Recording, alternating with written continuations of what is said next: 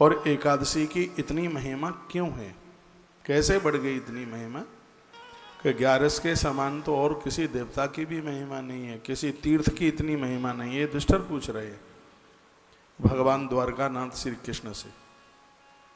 कहा भगवान इसको आप विस्तार पूर्वक बता देते तो आपकी बड़ी कृपा होती।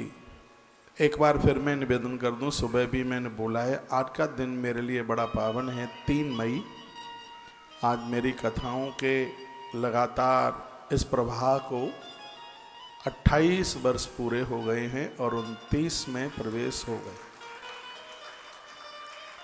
28 साल हाल ही निकल गए, ऐसा लगता है बिल्कुल कल की बात है। यूँ लग रहा है कि कल कथा आरंभ करी थी। और 28 साल में भी बच्चा जन्म लेने वाला युवा हो जाता है, बच्चों को भी बच्चे हो जाते हैं। 28 वर्ष का समय बहुत होता है, लेकिन यह प्रवाह कैसे निकला है, यूँ लगता है कि बिल्कुल यह कल की सी बात है। तो एक बार मैं अपने सभी आयोजक लोगों को आज 28 वर्ष पूरे होने पर व्यासपीठ से बहुत बहुत मंगलमय शुभकामनाएं दूंगा। आपने कथाएं कराई, आपके पुरखों के लिए मैंने कथाएं सुनाई। निश्चित रूप से इन कथाओं के द्वारा यह धरती पर मंगल हुआ होगा, क्योंकि भगवान की वाणी शब्द साक्षात ब्रह्म रूप है। शब्द वही ब्रह्म है, शब्द ईश्वर ही रूप है। तो मैं प्रसंग में प्रवेश कर रहा हूँ। उत्पन्ना सा कथम देवा पुण्याम एकादशी तिथि, कथम पवित्रः विश्वेत्मिन कथा वही देवता प्रिय। भगवान इसको आप विस्तार पूर्वक से सुना दीजिएगा। एकादशी के प्राकट्य और एकादशी के प्रकट होने की बहुत बड़ी महिमा है। और एकादशी जब प्रकट हुई है तब उसको उत्पन्ना एकादशी के नाम से जाना गया है। और यह अगहन मास के कृष्ण पक्ष में यह तिथि पड़ती है। तो युधिष्ठिर ने पूछा तो भगवान कहते हैं, पुरा कृत युग हो पार्थ मूर्नामा तो दानवा। एकादशी का जन्म कलयुग में नहीं हुआ है, द्वापर में नहीं हुआ, त्रेता में नहीं हुआ। तो फिर सृष्टि जब आरंभित हुई थी, सतयुग प्रारंभ ही हुआ था। कितना समय पहले? 28 सतयुग निकल गए हैं सृष्टि को बने हुए, पैदा हुए। तो इससे जो पहला सतयुग है एकादशी, उसमें नहीं हुई, प्रकट हुई। ऐसे 28वां सतयुग पहले, 28वां कलयुग चल रहा है, 28 सतयुग निकल गए इससे पहले। तो जो 28वां जो आरंभ का जो सतयुग था, शुरुआत में जब सृष्टि की रचना ही हुई थी, तब की एकादशी है। इतनी प्राचीन है, अनादिकाल से।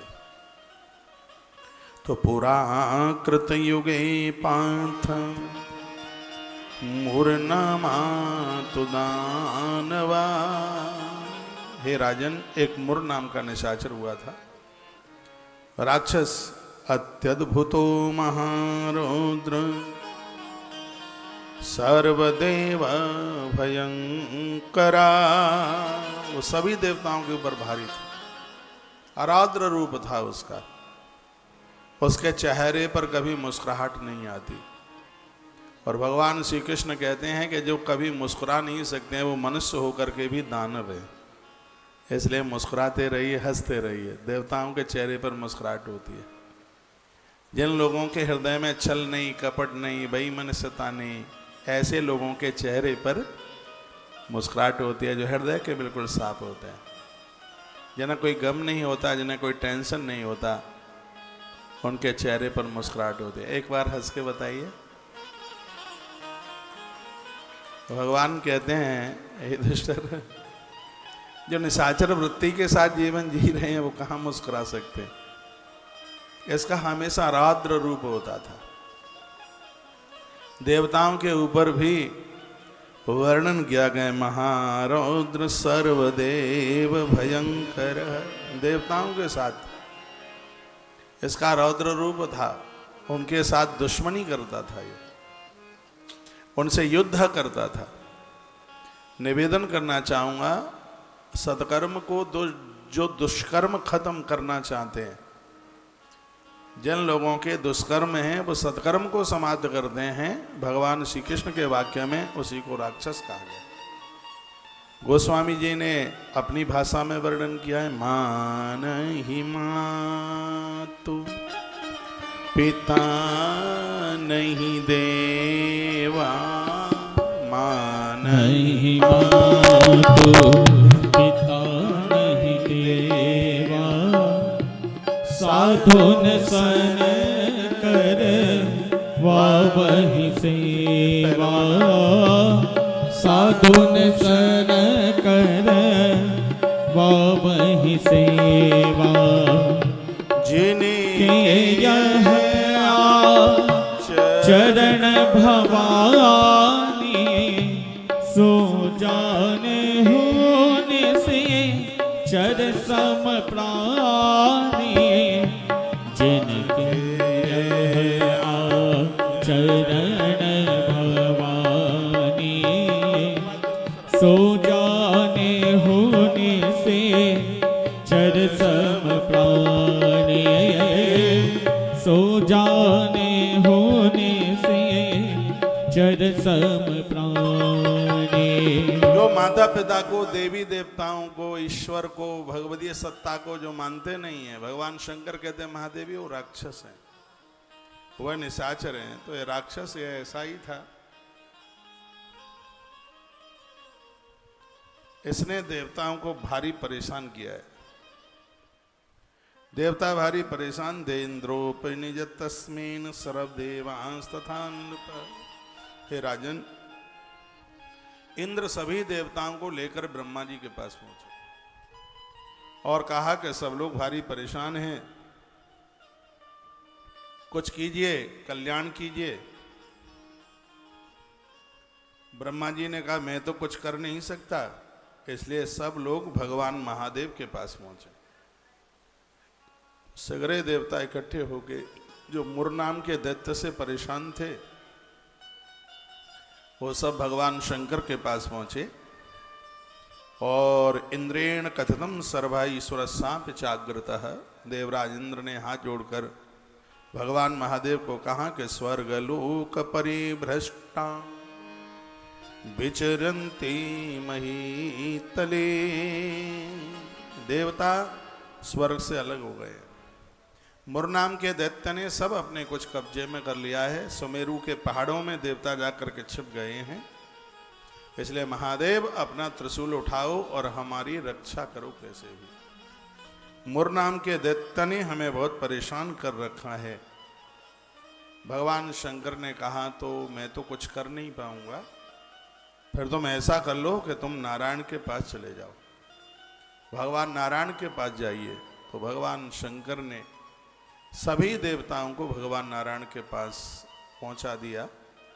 भगवान श्री कृष्ण कहते हैं, हे धर्मराज युधिष्ठिर, सगरे देवता नारायण के पास आ गए, क्योंकि महादेव ने कहा था कि देवराज सुर श्रेष्ठ यात्रास्ते गरुड़ ध्वज शरण्यश जगन्नाथ परियात्रा नारायण।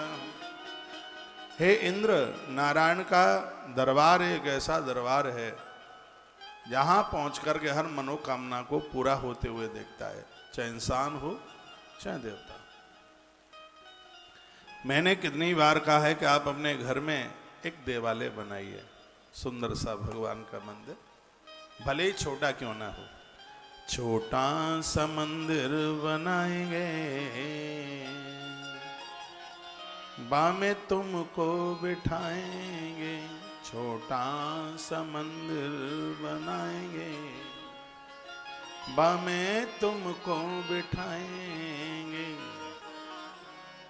घंटी रोज बजाएंगे, बामे तुमको बिठाएंगे। छोटा सा मंदिर बनाएंगे, बामे तुमको बिठाएंगे। तुलसी का पत्ता चढ़ाएंगे,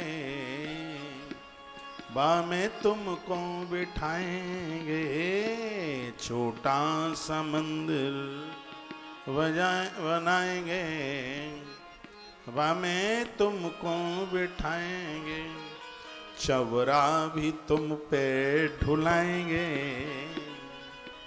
बामे तुमको बिठाएंगे, छोटा सा मंदिर बनाएंगे, वामे तुमको बिठाएंगे, छोटा सा मंदिर बनाएंगे, वामे तुमको बिठाएंगे। जब भी कोई प्लॉट आप खरीदते हैं, मकान बनाते हैं, तो मैंने कृष्ण के उस चरित्र में ब्रह्म विवर्त पुराण में पढ़ा है, द्वारका महात्म्य में भगवान श्री कृष्ण बोले थे विश्वकर्मा को कि जो तुम ये द्वारका बना रहे हो भवन, इसमें सबसे पहले मेरी माँ देवकी, पिताजी वसुदेव, मेरी माँ यशोदा माता, नंद बाबा और मेरे नाना उग्रसेन जी के लिए बढ़िया सा भवन बनाइए। ये भगवान के शब्द। जब भी कभी आप कुछ बनाते हैं तो सबसे पहले आपका ध्यान अपने बेडरूम पर ना हो, आगंतुक लोगों के लिए। कोई महापुरुष गुरु लोग आ जाएं, कोई अतिथि लोग आ जाएं, और भगवान का मंदिर ऐसी जगह बनाइए जो भी कोई आपके यहाँ आता है तो उसकी दृष्टि उसके ऊपर पड़ती है। मंदिर घर बड़ा सुंदर लगता है। ठाकुर जी का आला हो, ठाकुर जी का, जिसके घर में है ठाकुर जी का आला, उसका कभी नहीं निकलेगा दिवाला। भगवान का आला यानी भगवान का मंदिर तो सबके ही घर में होना चाहिए। सुकून मिलता है, एक आध घंटा रोज बैठिए, बहुत आनंद आता है। प्रभु देखिए, विभीषण रावण की लंका में रहता है। रावण बहुत कर्कश है। तुलसी, भगवान का मंदिर, ये सब रावण को कहाँ अच्छे लगते हैं। विभीषण ने कहा था मुझे मार डाल देना, भले ही मार देना मुझे, लेकिन मैं भगवत मंदिर के बिना नहीं रहूंगा। रामायुध अंकित ग्रह शोभावर निन जाय।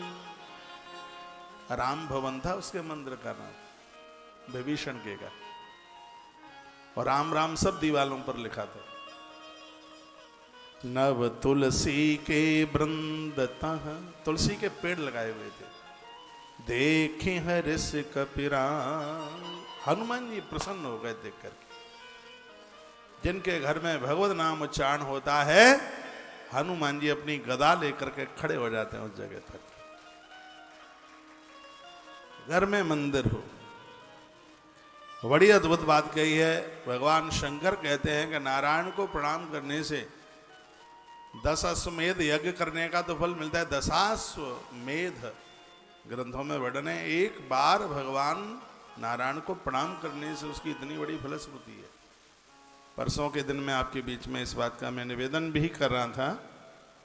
और सबसे बहुत बड़ी यह आनंद की बात है कि भगवान नारायण को वंदन प्रणाम करने से, उनको स्वीकार करने से जीवन में दुर्गुण रूपी राक्षस हमेशा के हमेशा आपके सामने से वो पराजित हो जाते हैं। आपके सामने से स्थान छोड़ करके वह भाग जाते हैं। भाई 1 मिनट, तुम फोन करके बोल सकते हो, लोग इसमें यूट्यूब पर ढूंढ रहे हैं और मिल नहीं रहा है उनको यूट्यूब संस्कार।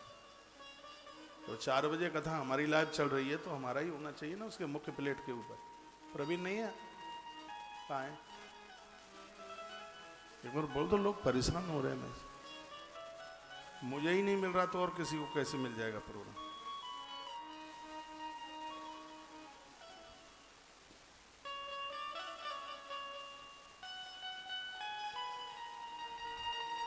बोलिए बांके बिहारी लाल की जय हो, कृष्ण कन्हैया लाल की जय हो, श्री हनुमान जी महाराज की जय हो, जय श्री जय राधे जय।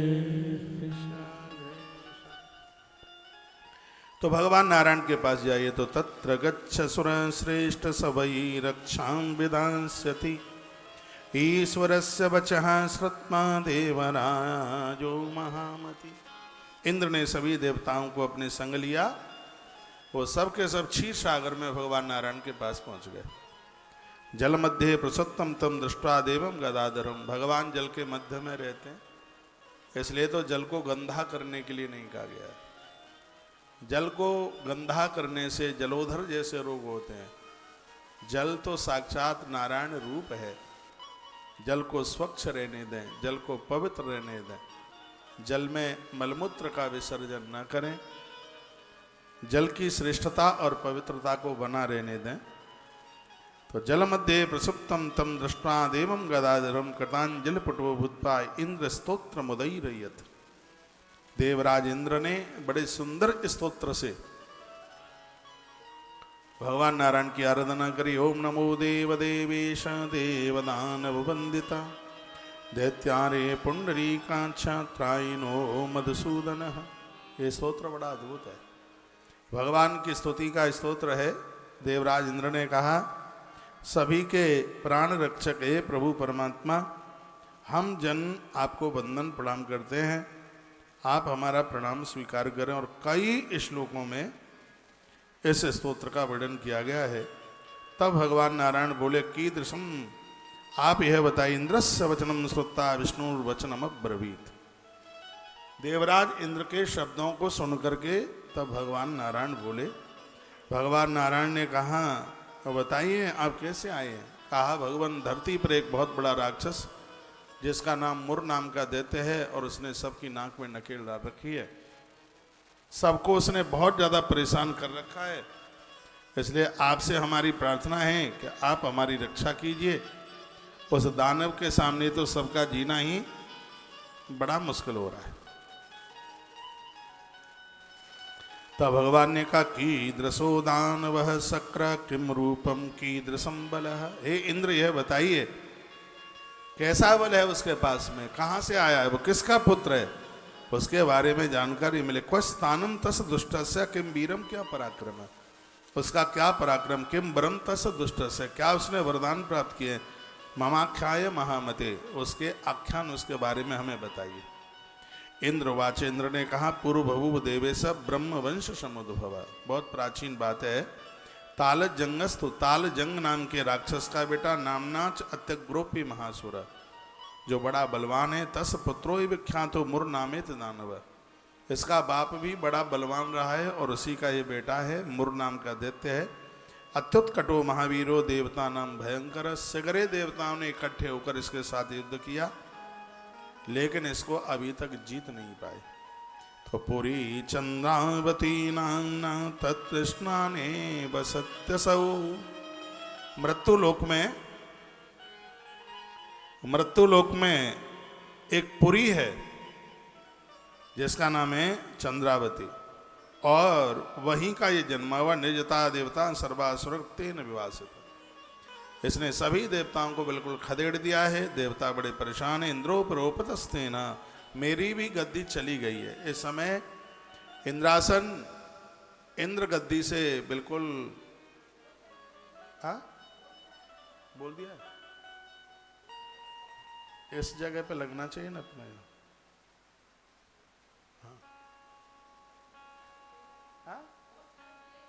नहीं, तो जो हमारी कथा चल रही तो मुख्य पे तो हमारा होना चाहिए ना, पेज सारे हैं, उससे क्या मतलब।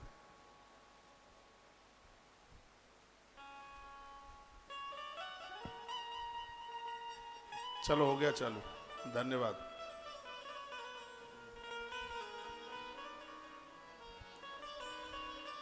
वैसे ध्यान तो तुम्हें देना है, तुम्हारे काम मुझे करने पड़ते।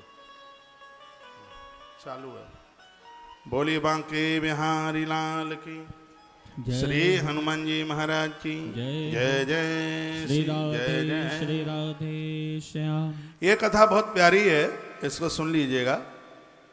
तब भगवान ने कहा कि बस अब तुम चिंता मत कीजिएगा, और ये राक्षस, ये निशाचर बच नहीं पाएगा। उस समय भगवान नारायण इस मृत्यु लोक में इसके साथ युद्ध करने के लिए आए। ऐसा बताते हैं कि 10,000 वर्ष तक भगवान इसके साथ युद्ध करते रहे, लेकिन ये मुर नाम का जो राक्षस था, निशाचर था, ये कैसे भी भगवान के काबू में आ नहीं रहा था। भगवान ने आके गर्जना की, रे दानव दुराचारम मम बाहुम निरीक्षया, तू मेरी बाजुओं की ताकत को जानता नहीं है। ततस्ते सम्मुखा सर्वे विष्णुनाम दुष्ट दानव। भगवान उसके सन्मुख आकर के लड़ने लगे। हता वाड़ी पुनद्व्या जाता स विबला। भगवान ने एक बार में 1,000 बाणों का आघात किया। रावण कुछ भी नहीं था इसके सामने। इस ग्रंथ के अनुसार तो 1 लाख रावण मिल जाएं तो इसका मुकाबला ना कर पाए। हम भगवान को इसलिए मानते हैं, आदमी कितना भी ताकतवर हो जाए, यदि उसने दुष्टता की है तो प्रकृति उसको तोड़ डालेगी। कोई व्यक्ति ये सोचे मेरे पास में तो बहुत ताकत है, बहुत धन है, संपदा है, मैं किसको क्या समझूंगा। तो इस धरती पर बड़े बड़े लोग हुए हैं जिन्होंने अपराध किया है, अन्याय किया, प्रकृति ने उन्हें तोड़ डाला, उनको खत्म कर दिया,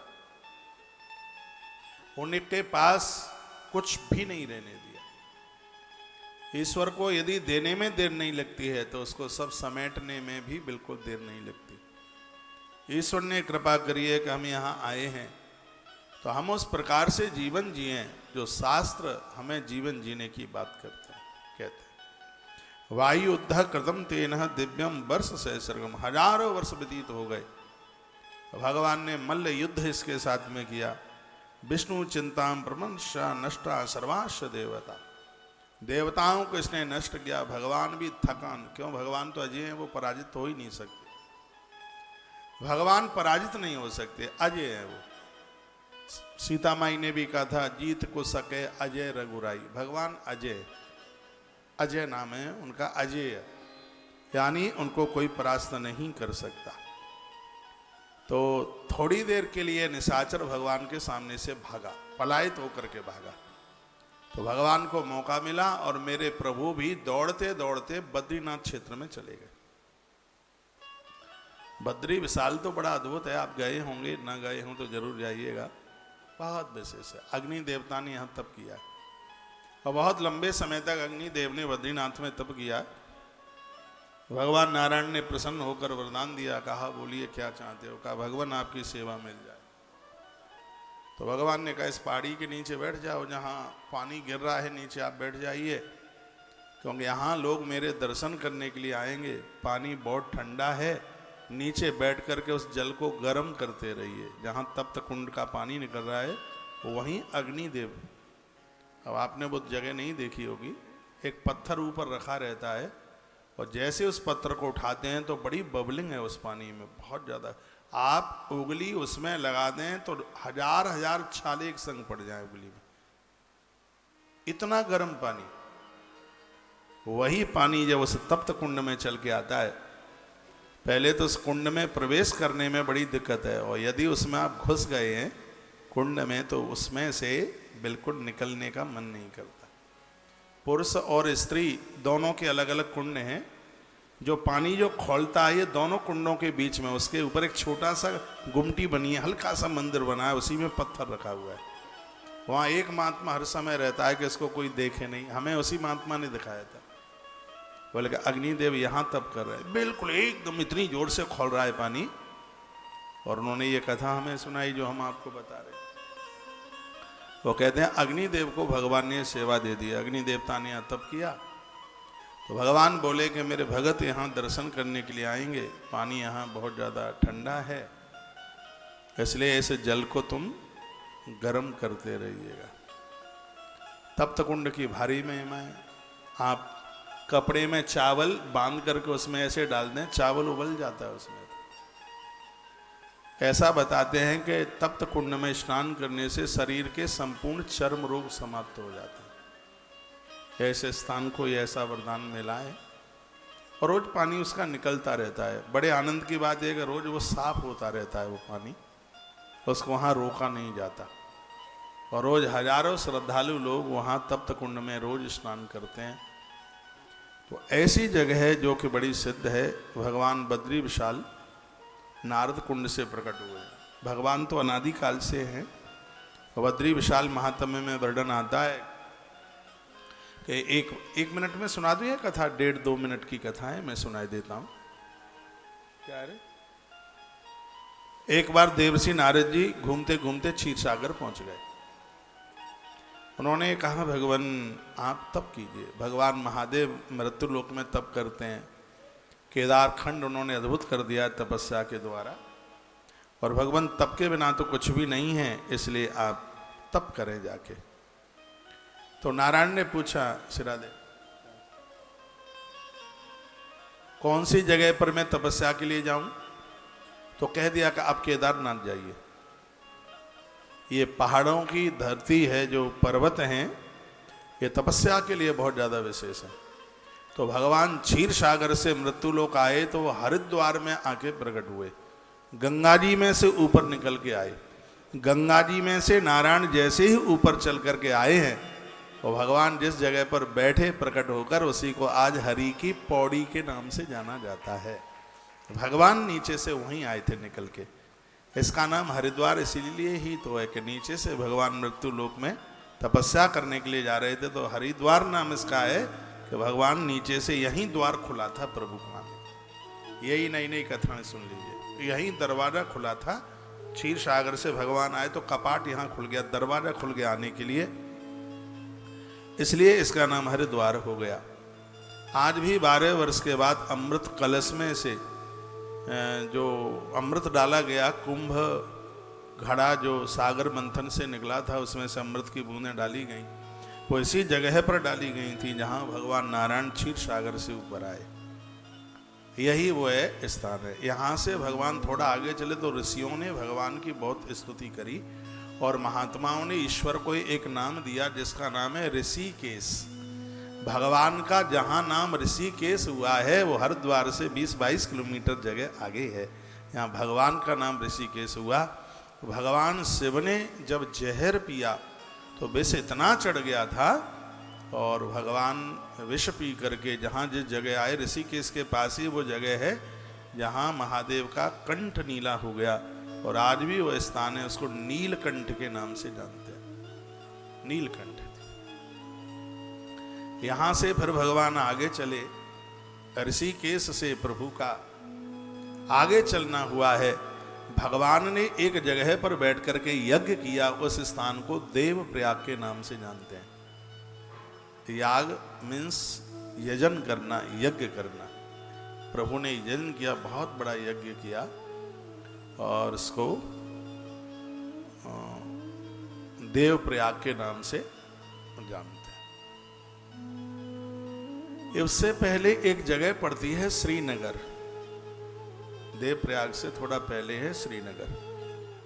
यह स्थान उस समय का है जिस समय देवर्षि नारद जी, रामायण के बालकांड में कथा आती है, नारद जी जब केदारनाथ से वापस लौट रहे थे हरिद्वार की तरफ, क्योंकि उन्होंने कामदेव को जला के भस्म कर दिया था, उसको पराजित कर दिया था नारद जी ने।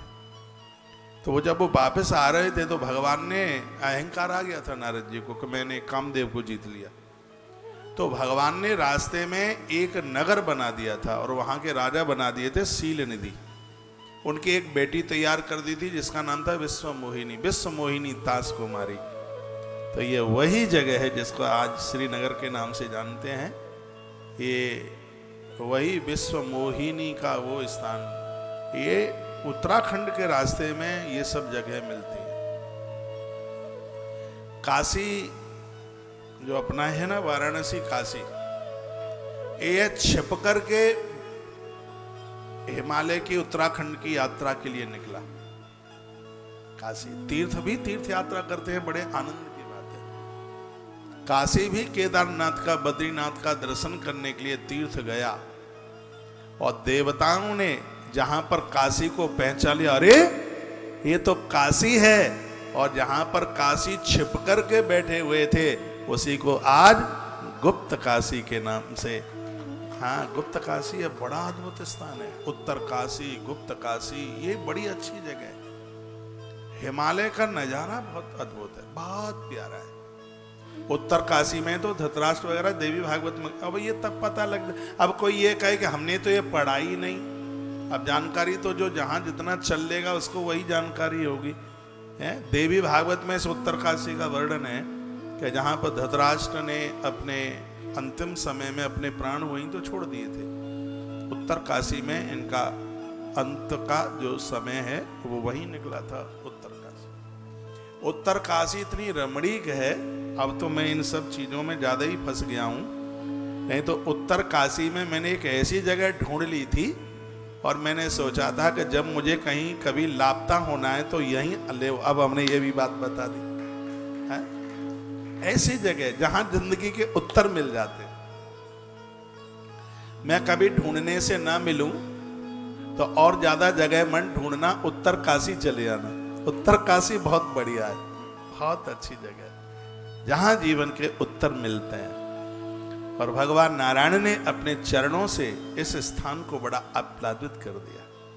महात्मा जैमिनी ने जहां तप किया तो वहां यमुना मां प्रकट हुई है, जिसको आज जमुनोत्री के नाम से जानते हैं। भगीरथ राजा ने जहां तप किया और जहां ब्रह्मा के कमंडल से गंगा की धारा गौमुख में उतरी है और गैया के मुख से धारा जहां पर गिरी है उसे आज गंगोत्री के नाम से जानते हैं। याद रखिएगा, गंगा जिस दिन पैदा हुई है उस दिन बैसाख शुक्ल पक्ष की सप्तमी है और गंगा जी जिस दिन धरती पर आई है उस दिन को गंगा दशहरा के नाम से जाना जाता है। गंगा दशहरे के दिन तो दसों दिशाएं मुक्ति की खुल जाती, बड़ा अद्भुत है। तो भगवान यहां से प्रकट हुए हरिद्वार से, जिस जगह पर उन्होंने जन्म किया उस स्थान को देवप्रयाग के नाम से जानते हैं। और आगे चले, भगवान नारायण ने उनके गले में सुंदर फूल की मालाएं डाली, उस स्थान को आज रुद्रप्रयाग के नाम से जानते हैं। देवप्रयाग, रुद्रप्रयाग, ये बहुत भावी स्थान है। ऐसा बताते हैं कि महाभारत काल में कुंती नंदन कर्ण ने जिस स्थान पर भैया साधना करके भगवान महादेव का दर्शन किया, ऐसा भावी स्थान कर्णप्रयाग के नाम से जाना जाता है। बताते हैं कि नंद बाबा भी इस यात्रा के लिए गए थे, उस स्थान को नंद प्रयाग के नाम से जाना जाता है। कई प्रयाग हैं रास्ते में। और फिर भगवान जोशी मठ आगे, बड़ी अद्भुत जगह है जोशी मठ, तो बहुत अद्भुत स्थान है।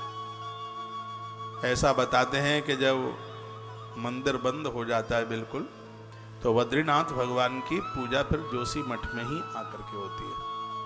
वहां तो ताले वाले सब पड़ जाते हैं। जोशी मठ शंकराचार्य भगवान की पीठ बनी है वहां जोशी मठ में। वहां से आगे चलते हैं, चरण पादुका है और भी कई जगह हैं। और फिर भगवान वहीं पौड़ी पर जाकर के बैठ गए जहां तप्त कुंड है, नारद कुंड है, उसके ऊपर की पौड़ी पर बैठे। तो संध्या का समय था। भगवान महादेव, आपने देखा होगा बद्रीनाथ मंदिर के नीचे केदारेश्वर हैं, छोटे से शंकर जी। पता नहीं आपने देखा है कि नहीं, ना देखा हो तो जाइए। ऊपर से जब तप्त कुंड के नीचे उतर के आते हैं, ऊपर की सीढ़ी से उतरेंगे तो बाएं हाथ पर है केदारेश्वर मंदिर लिखा हुआ है। ये अनादि काल का है, बद्रीनाथ भगवान के मंदिर से भी पुराना है ये, इतना प्राचीन है वो। नारद कुंड वहां है जहां माता अलकनंदा बह रही है, ऊपर एक पुल सा बन गया है, उसके नीचे ही इतनी चौड़ाई में है वो नारद कुंड है। ये बद्री विशाल भगवान की प्रतिमा है, ये वहीं से प्रकट हुई है। आदि शंकराचार्य भगवान को दर्शन दिए थे नर्मदा किनारे भगवान ने, और विधर्मियों के द्वारा भगवान की प्रतिमा को यहाँ फेंक दिया गया था, तो प्रभु ने प्रत्यक्ष रूप से दर्शन दिए। आदि शंकराचार्य भगवान जो स्वयं महादेव ही शंकराचार्य बनकर के आए और उनके द्वारा फिर उस प्रतिमा को स्थापित किया गया। अपने बद्री विशाल भगवान तो इतने प्रत्यक्ष देवता हैं, क्या कहें। इनको आजकल तो, पहले तो ये मंदिर सद पूर्णिमा को बंद होता था, लगभग मैं आपको बता दूं 50 साल 40 साल पहले सुना है मैंने। हमारी तो अभी उतनी उम्र भी नहीं है, सुनाई है, तो ये तो हमारे जन्म से भी पहले की बात है। तब भगवान सद पूर्णिमा को, आरती सद पूर्णिमा रात्रि का चंदा देखा, मंदिर में ताला डल गया, चाबी आ गई। पहले चाबी ऋषि के साथ ही थी और आजकल वहां जोशी मठ में ही आ जाती है। तो अक्खा तीज को मंदिर खुलता, अक्षय तृतीया को मंदिर खुलता। तो इतने दिनों में 5-6 महीने में कितना घी लगेगा अखंड ज्योत के लिए, तो घी रख दिया जाता, भगवान के लिए पोशाक रख दी जाती, ताला तो डल ही गया है। एक कमाल की बात यह है कि 6 महीने के बाद मंदिर खुलता है तो अखंड ज्योत, नहीं तो सर्दी में घी जम जाता है, अखंड ज्योत जलती हुई होती है और कनस्तरों में 1 ग्राम भी घी नहीं रहता, कनस्तर खाली होते हैं। जो पोशाक भगवान को 6 महीने पहले पहनाई थी वो पोशाक उतरी हुई होती है और भगवान दूसरी पोशाक पहने हुए होते हैं। ये हैं अपने भगवान बद्रीनाथ, बद्री विशाल। तो नारद कुंड के ऊपर की पौड़ी पर भगवान ने एक छोटे से बच्चे का रूप बनाया और वहां बैठे थे। शिव और शिवारोज की तरह वो स्नान करने के लिए जा रहे थे तो भगवान ने अचक से मां की साड़ी पकड़ ली मां जगदम्बा की। तो मैया ने देखा तो एक बड़ा छोटा सा बालक था। शंकर जी थोड़ा आगे निकल गए। भोलेनाथ ने कहा, देवी क्या हुआ, आइए ना जल्दी। अरे सीढ़ियों पर छोटा सा ये शिशु बैठा हुआ है और इसने मुझे पकड़ लिया है। महादेव ने कहा, क्या कह रहा है? कहा, ये कह रहा है कि मैया मैं चौड़े में बैठा हूं, ठंड लग रही है, मुझे अपनी कुटिया में पहुंचा दो। भोलेनाथ ने कहा, ये किसी का बेटा नहीं है, सबका बाप है, इसके चक्कर में मत पड़ो, आ जाओ। भोलेनाथ बोले। लेकिन माताओं का तो हृदय बहुत सरल होता है। उन्होंने कहा, तुम्हें हर समय मजाक की सूझी रहती है, कितना छोटा बालक है? ठंड में एक कुकुड़ जाएगा, तुम आगे चलो, इसको मैं कुटिया में बिठा के आती हूँ। जहां आज बद्रीनाथ भगवान का मंदिर है, बिल्कुल इसी जगह पर भगवान शिव की कुटिया थी, इसी जगह पर वो उनका यही स्थान था वहां। तो मैया वहां पर उस बच्चे को बिठा करके आ गई और मैया चली गई स्नान करने के लिए। भगवान अंदर बैठे हैं, भगवान अंदर से कुंदी लगा ली, छोटा सा तो बालक था ही। बड़ी मनोहारी कथा है। जब महादेव और भवानी दोनों स्नान करके आए तो दरवाजा खटखटाया, दरवाजा अंदर से खुला नहीं। तो महादेव ने कहा, समझ लिया, अब ये दरवाजा नहीं खुलेगा। मैंने कहा नहीं, ये बेटा नहीं है, सबका बाप है, ये नहीं छोड़ेगा ये जगह।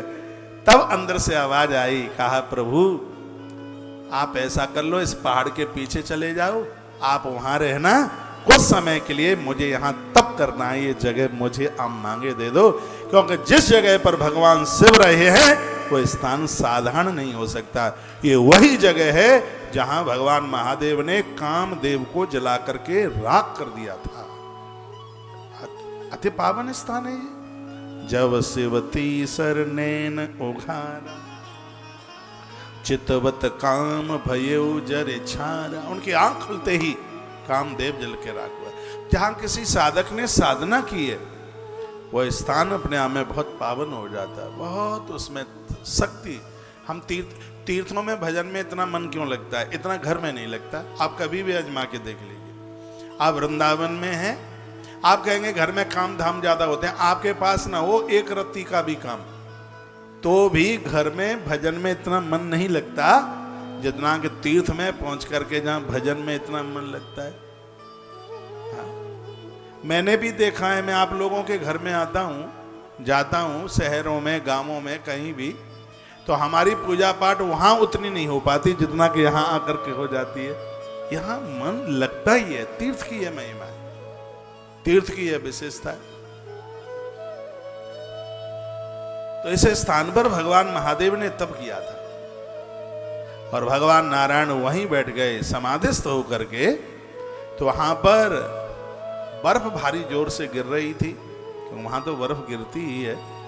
माता लक्ष्मी अपने पति को ढूंढने के लिए निकली, पता लगाते लगाते, और वहीं मैया पहुंच गई। सो भगवान को देखकर मैया तो रो पड़ी। माताओं का तो हृदय बड़ा कोमल होता है। अब क्या करूं, बर्फ से भगवान को कैसे बचाऊं? तो उसी समय मां लक्ष्मी बद्री का बेरिया का पेड़ बन करके वो भगवान के ऊपर ऐसे छाया करने लगी, तो बर्फ बेरिया के पत्तों के ऊपर गिरने लगी। नारद जी वहां प्रकट हो गए, कहा, जय हो प्रभु, आज से लोग तुम्हें बद्रीनाथ के नाम से जानेंगे। लक्ष्मी बद्री बेरिया बनी है और आप उसके स्वामी नाथ हैं, लोग आपको बद्रीनाथ के नाम से जानेंगे।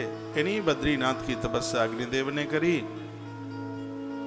तो अग्निदेव ने सेवा मांगी तो भगवान ने यह कह दिया कि आप इस जल को गर्म करते रहिएगा। वहां कोई हीटर नहीं लगे हैं। वैज्ञानिक लोग परेशान हो गए, बहुत बड़ी खोज करी थी इस जगह की, ये पानी गर्म होकर के आता कहां से, आज तक पता नहीं लगा पाए। और वहां आज भी अग्नि देवता वहां बैठे हुए उस जगह पर। बोलिए भक्तवत्सल भगवान की। ऐसे ही बद्रीनाथ क्षेत्र में भगवान विश्राम के लिए रावण से, ये मुर नाम के दैत्य से हजारों वर्षों तक वो युद्ध करते रहे। तो भगवान विश्राम के लिए वहां पहुंच गए बद्रीनाथ। वहां भगवान को एक गुफा दिखाई दी और इस ग्रंथ में लिखा है कि उस गुफा का नाम था सिंहावती गुफा। लिखा है गुहाम सिंहावती नाम तत्र सुप्तो जनार्दन। जब आप जोशीमठ से बद्रीनाथ की तरफ जाएंगे तो दाहिने हाथ पर एक बोर्ड लगा हुआ है और उस पर लिखा है एकादशी गुफा। मैंने देखा ये बोर्ड। मैंने तो आगे चल के भी देखा, कुछ किलोमीटर तक चला, लेकिन मुझे वो गुफा नहीं मिली। अब मुझे नहीं मिली तो इसका मतलब नहीं है कि वो गुफा नहीं रही हो, अनादि काल में वो गुफा थी। वहां एक बोर्ड लगा है ग्रीन कलर का, सफेद अक्षरों से लिखा हुआ है, उस पर लिखा है एकादशी गुफा। एकादशी की प्राकट्य स्थली बद्रीनाथ है। उस गुफा का नाम है सिंहावती गुफा। तो गुहा सिंहावती नाम है तत्र सुप्तो जनार्दन। भगवान इसी गुफा में प्रवेश कर गए और आराम से भगवान हजारों सालों तक युद्ध करते रहे। वहां भगवान शयन करने लगे, वहां ठाकुर जी विश्राम करने लगे। तो भगवान को यहां विश्राम करते हुए विष्णुश्च निर्तस्तेन गतो बद्रकाश्रम। तो स्पष्ट वर्णन हो गया है कि स्थान बद्रीनाथ में, ये बद्रकाश्रम शब्द लिखा है। तो भगवान उसमें शयन कर रहे थे। योजना द्वादशवती एक द्वारा च पांडव। भगवान श्री कृष्ण कहते हैं, हे युधिष्ठिर, उस गुफा का एक ही दरवाजा था और यह गुफा 48 कोस लंबी थी। 12 योजन लिखा है, एक योजन में 4 कोस होता है। तो इस गुफा की लंबाई 48 कोस यानी 12 योजन की लंबी गुफा थी। योजना द्वादशवती एक द्वारा च पांडव। 12 योजन लंबी एक दरवाजे की गुफा। तस्याम विष्णुम प्रसुप्तम चह दानवो हंत मुद्धता। भगवान उस राक्षस को मारने के लिए कोई विकल्प खोज रहे थे यहाँ अंदर बैठ करके। और प्रभु को बड़ा लंबा समय यहाँ हो गया था। तो महायुद्धेन तैनैव स्नान्तो सौ योग माया दानवः पृष्ठतो लग्नः प्रविष्टः सतदा गुहम्। वो राक्षस ढूंढते ढूंढते ढूंढते ढूंढते भगवान को, और वह उसी गुफा में आकर के आदम। ये 2 गुफाएं बड़ी अद्भुत हैं और इस गुफा का आप जरूर दर्शन करना। जब आप वैष्णो देवी जाएं तो वैष्णो देवी से बाएं हाथ पर एक रास्ता जाता है और वो जगह कौन सी है, कसबा पड़ता है, मैं गया हूं वहां। और उस जगह का नाम है शिव खोड़ी। आप गए हों, शायद ना गए हों तो जरूर जाना।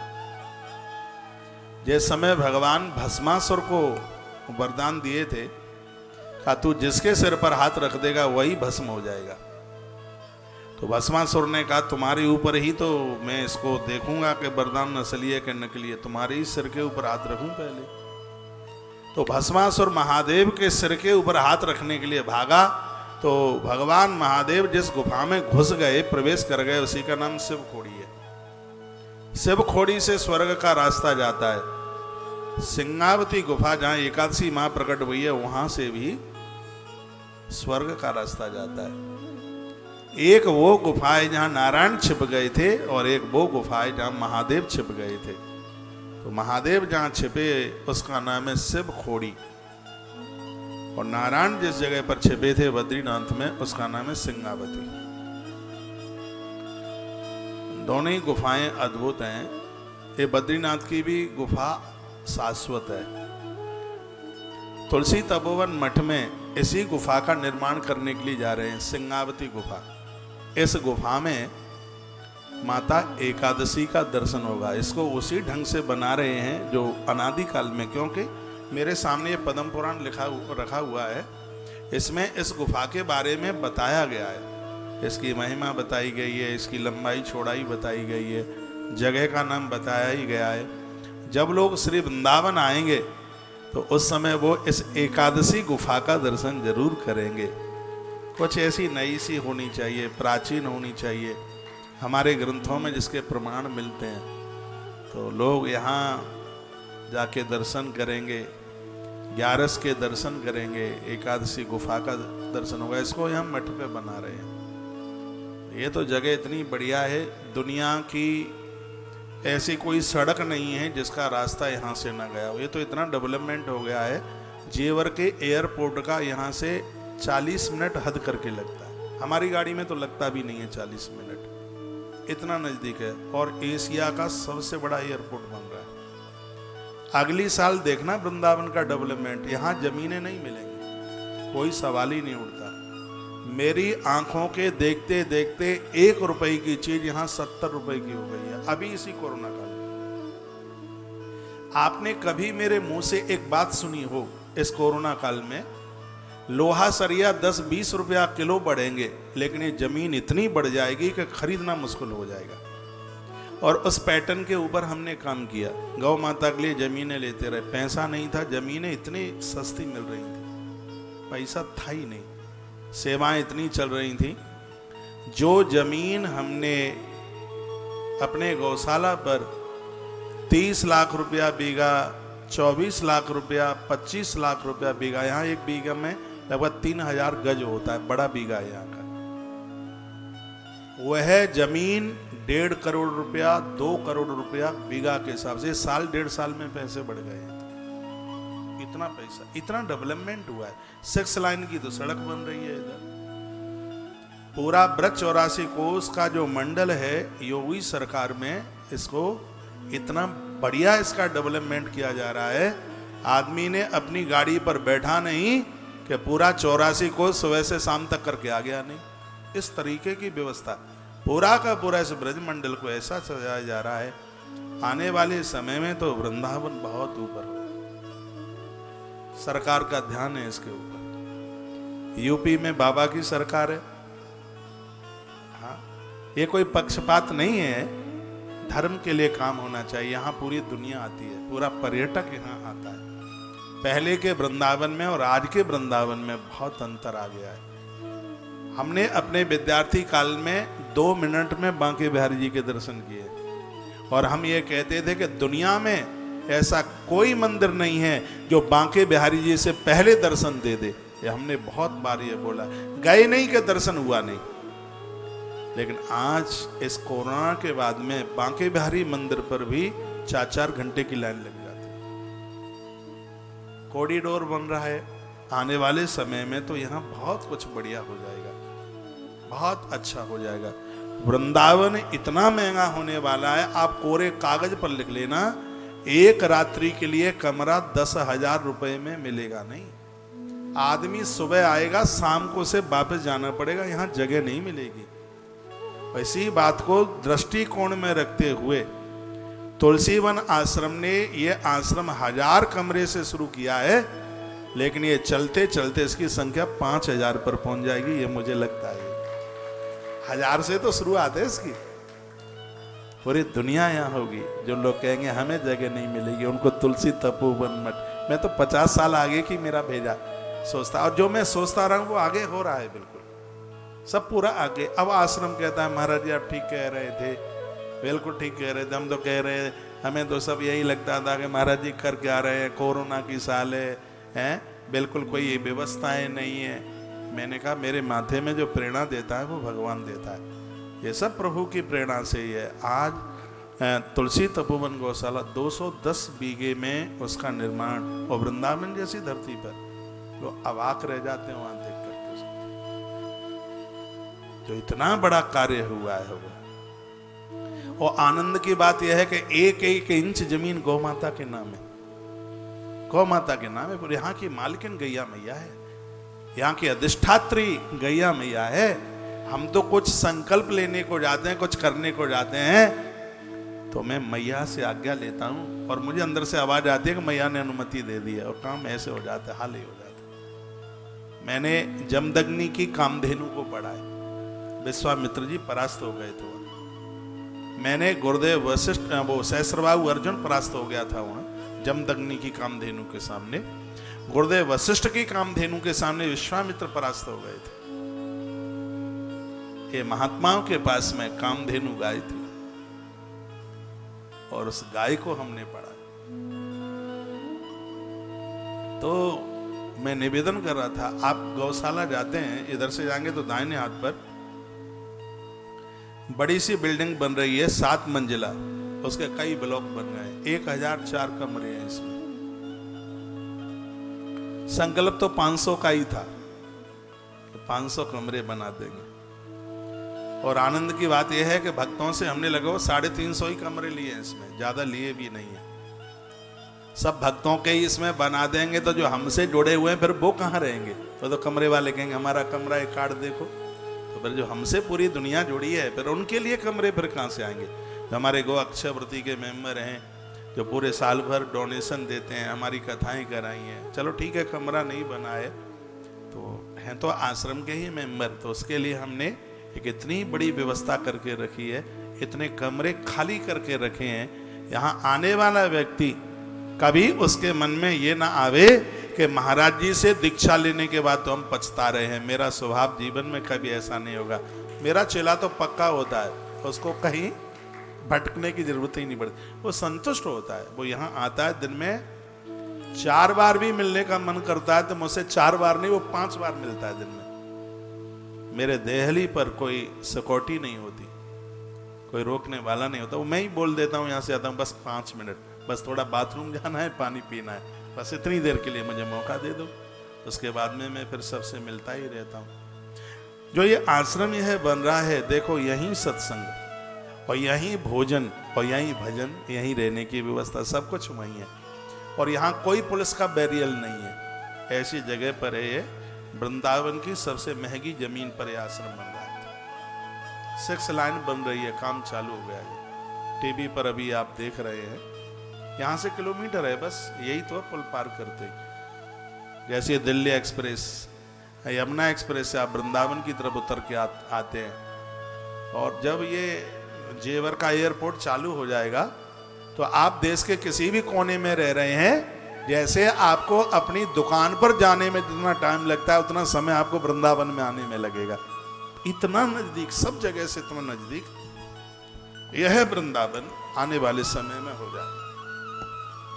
मैं तो कहूंगा कि आप अपना लास्ट का समय श्री व्रज में निकालना चाहते हैं तो आप वृंदावन से जुड़ करके रहिए। अपनी छोटी सी कुटिया बनवा लीजिए। हाँ वो भी ठीक है, छोटी कुटिया का कमरा 2 कमरे की अपनी कुटिया बना लें वहाँ, नहीं तो आश्रम में तो है ही आपके लिए खुला, लेकिन फिर भी उसमें जब अपना एक अलग से होता है तो चाहे जब ताला लगा लो, बाबा सोई ले जा घर में, टांग पसारे बा घर में, तो इतना तो है, इतना मानना पड़ेगा, इतना तो है। बोलो भक्त वत्सल भगवान की। ये तो उनके लिए है जिनको 365 दिन ही पूरा जीवन निकालना है सीधा वृंदावन। और आप आते जाते रहते हैं, आइए 2, 4, 5 दिन हर महीना रह जाइए, फिर चले जाइए, फिर आ जाइए। उसके लिए तो तुलसी तपोवन मठ आपकी सेवा में है ही। ना तो मैं वहाँ स्टोव जलाना है, ना अंगीठी जलानी है, ना सिलेंडर जलाना है, सब चकाचक बना हुआ मिलेगा वहाँ पर। ये व्यवस्था तो ऐसे अद्भुत चलती ही रहेगी। तो मैं निवेदन कर रहा था, गुहा सिंगावती नाम है, तत्र सुप्तो जनार्दन।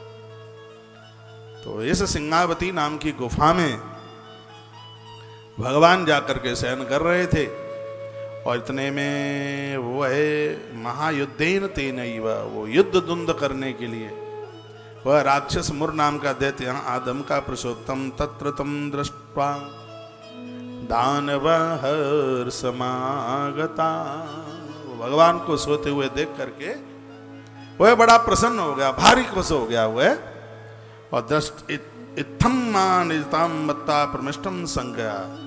अरे मोर वो कहता है डरपोक कहीं के कायर, और मेरे भय से तो यहां आ गया है, मैं अभी तुझे देखता हूं। और जैसे वो प्रहार करने के लिए आगे के लिए बढ़ा तो निर्गता करने का तत्र विष्णु देहा युधिष्ठिर ही युधिष्ठिर। उसी समय सोते हुए नारायण की देह से एक अद्भुत विशाल कन्या प्रकट हो गई वहां देखते ही देखते को। रूपवती सुसौभाग्या दिव्य प्रहणायुध, रूपवान थी, सुंदर थी, तेज था, तस् तेजो सर्वभूता महाबल पराक्रमा। वो बड़ी महाबलशाली, बहुत ताकत थी उसमें। दृष्टवांस दानवेन्द्र मुर नामना धनंजय युद्धम समाहितम तेन श्रिया शैव प्रियाच्युतम। युद्ध शुरू हो गया उस कन्या का और इस राक्षस का युद्ध आरंभ हो गया। कन्या युद्ध थी तत्र सर्व युद्ध विशारद। वो कन्या तो युद्ध कला में बड़ी प्रवीण थी। हुंकारी भस्म जातो मुर नाम महास्वर। लिखा है कि उस कन्या ने ऐसी हुंकार भरी कि उसकी हुंकार भरते ही इस राक्षस की देह में आग लग गई और जल करके राक्षस खत्म हो गया उसी से।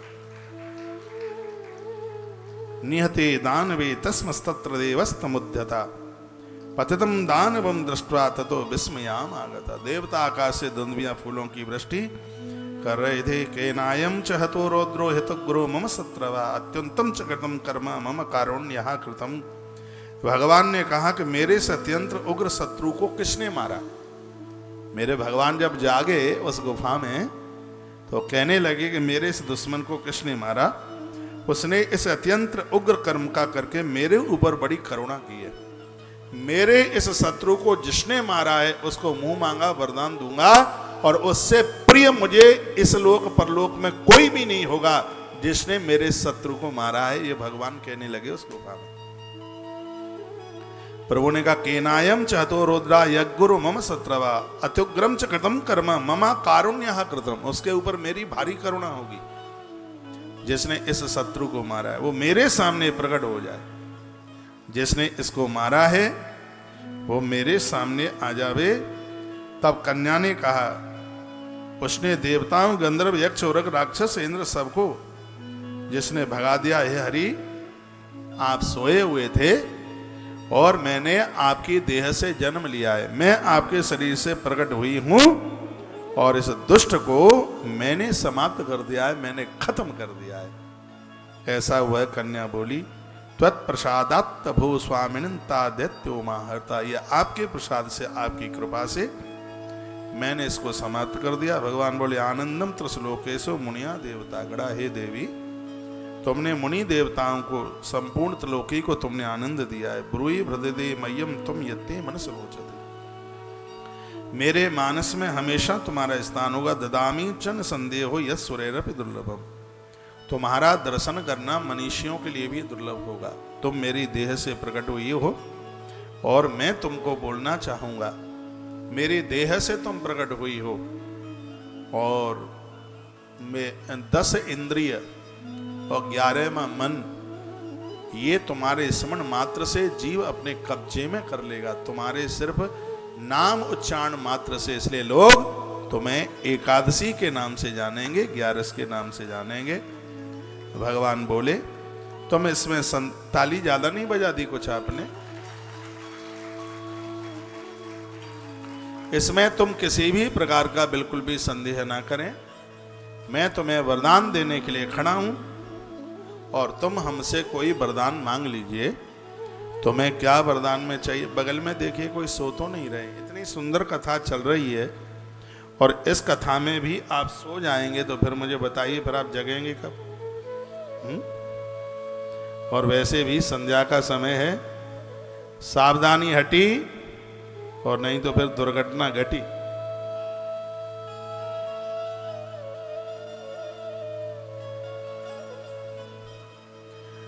बोलिए बांके बिहारी लाल की, श्री हनुमंत बलवंत महाराज की जय। जय श्री राम, जय जय श्री राम, श्री राम।